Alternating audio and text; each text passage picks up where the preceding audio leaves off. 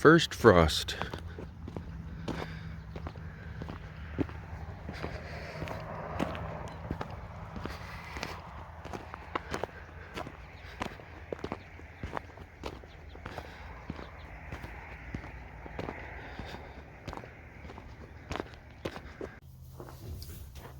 Good morning. Chilly out. It's kind of a strange camera angle. I guess you can't really see my face. Sorry about that. But you might not be disappointed. Titus chapter 2 is where we're going to be for the next few days as we look again at God's instruction for leadership in a home, in a family. We've been praying for families. Not only is there a leader in the home, the father, but there is also women in the home, a wife. We looked at kids just the other day, and this morning we're going to look at, actually the next few days we're going to look at God's instruction for men, older women, grandfathers, grandmothers, we could say, and then younger men and younger women.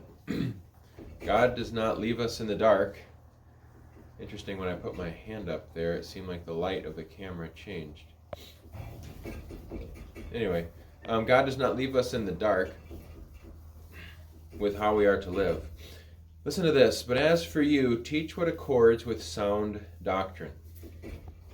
Paul has just got done telling Titus that there are some who will be teaching falsely for selfish gain, popularity, money, etc. Paul says, Titus, you young pastor guy, you teach what accords with sound doctrine. Teach what is secure, trustworthy teaching.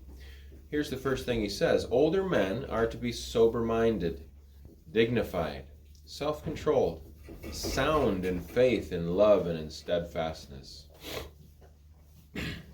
A lot of characteristics there that an older Christian man is to possess. He is to possess and this is all according, by the way, to sound doctrine or to healthy doctrine. He is to be sober-minded. He's to be thinking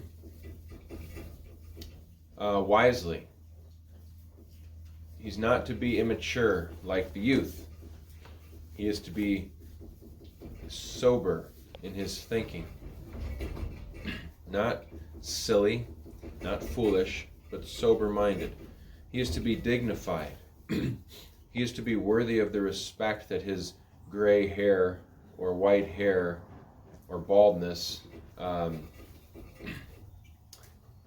is symbolic of. He is to be held in high honor because of his ways that are higher and better than the average person, I guess you might say. Dignified. If something is dignified, it is held in high honor. And so his man is to live his life in such a way as to be worthy of being held in honor, to live in a dignified way. He is to be self-controlled. Controlling yourself, including the tongue, is the most difficult thing to do. And he is to be practicing that self-control. He is to be healthy in the faith. He is to be sound in faith, in love, and in steadfastness. He is to be mature in his thinking. This is what an older man is to strive to be like. I think about older men in my life, older Christian men that exhibit these characteristics. They're men that you want to be around. They're men that you want. They're men that you don't say much around because you admire them. You don't want to be foolish around them. They are men that leave you feeling encouraged when you're done talking with them. They are men who love their wives well, who have raised up obedient children, and you say, I want what they have. I want that for my family. And you leave their presence with a higher sense of this is what it means to be dignified. I want that. That's what an older man is to do. That's what an older man is to be.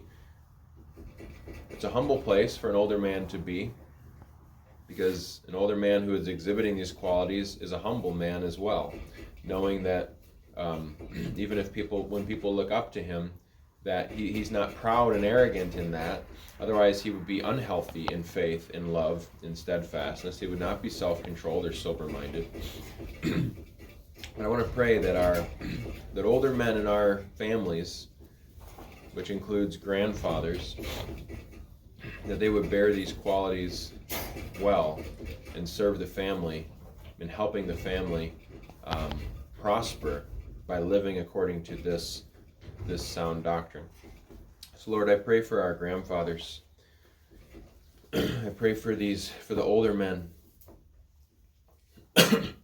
God, that you would please help them to put on these qualities so that they would be good examples, encouragers, that we would imitate them as they imitate you. Lord, make them to not hide or shrink away from their God-given place of being a grandfather, being an older man, but Lord, that they would own it with humble grace, that they would set a good example, and so shape the whole of their family. What a powerful position to be in, God. And I pray that you would please let them see their need. I've talked to several older men in my life. Well, I've talked to a lot of older men in my life, but there's a theme amongst the older men. They say, because their bodies are weaker, they can't do the same physical things they once did. And they say, I just don't know what my purpose is anymore. Here's your purpose right here, older man. Set this example. Be these qualities. Be these things. I need you. I do. Young men, young women, young wives, we need you to be this. We need you to develop these character qualities over the course of your lifetime, to be able to model and to show a vision for what the family is to be like, what the family strives to be. We really need you. God has put you in that position as a man and as an older man for a specific purpose, and it is to be a blessing and a leader to your family. So God bless you, older men.